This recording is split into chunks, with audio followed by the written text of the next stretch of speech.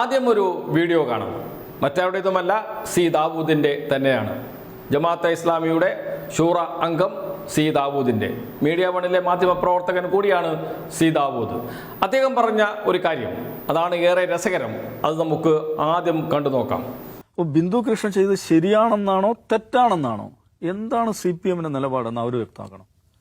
തെറ്റാണെന്നാണെങ്കിൽ എന്താണ് പിണറായി വിജയൻ ആ തെറ്റ് തന്നെയായിരുന്നു ചെയ്തതെന്ന് പറയേണ്ടത്. ഇനി ശരിയാണെന്നാണെങ്കിൽ ഇതിന്റെ പേരിൽ ബിന്ദു കൃഷ്ണ വിമർശിക്കാൻ CPM അവകാശമില്ല. അപ്പോൾ ഇതിൽ ക്ലാരിറ്റി വരുത്തേണ്ടത് അവരാണ് യഥാർത്ഥത്തിൽ ക്ലാരിറ്റി വരുത്തേണ്ടത്. എന്താണ് ഈ ബിന്ദു കൃഷ്ണ സന്ദർശിച്ച വിഷയത്തിൽ CPM നിലപാട്, അല്ലെങ്കിൽ ഇടതുപക്ഷത്തിന്റെ നിലപാട്, അവരതിൽ വ്യക്തത വരുത്തണം. സി ദാവൂദ് പറയുകയാണ് മീഡിയ വണിലെ ഒരു പ്രോഗ്രാമിൽ. അദ്ദേഹം പറയുന്നത്, വെള്ളാപ്പള്ളി നടേശനെ കാണാൻ ബിന്ദു കൃഷ്ണ പോയി, അത് CPM മറുപടി പറയണം, CPM അതിനെക്കുറിച്ച് പ്രതികരിക്കണം, CPM പറയണം തെറ്റാണോ ശരിയാണോ എന്ന്.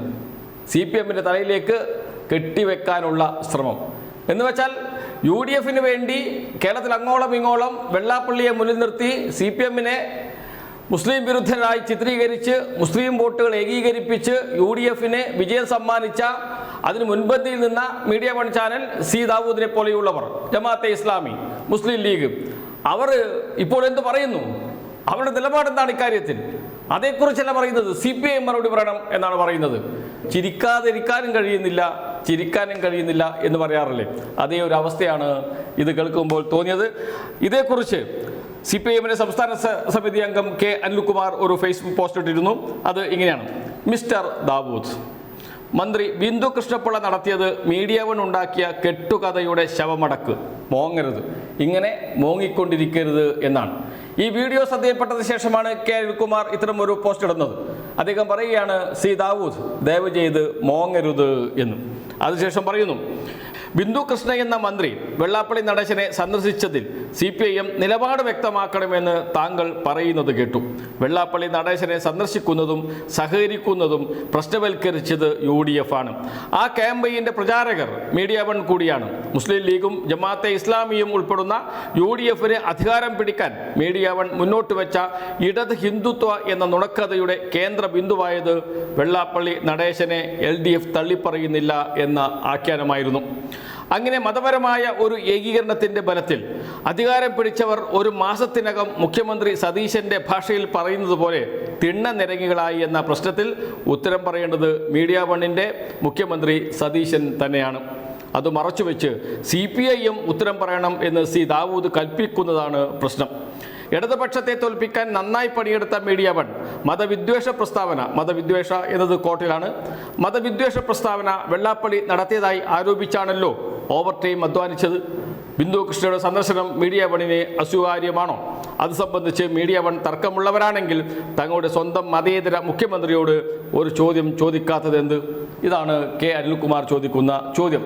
കെ അനിൽകുമാർ മാത്രമല്ല, കേരളത്തിലെ മതേതര ചിന്താഗതിക്കാർ മുഴുവൻ ചോദിക്കുന്ന ചോദ്യമാണ്.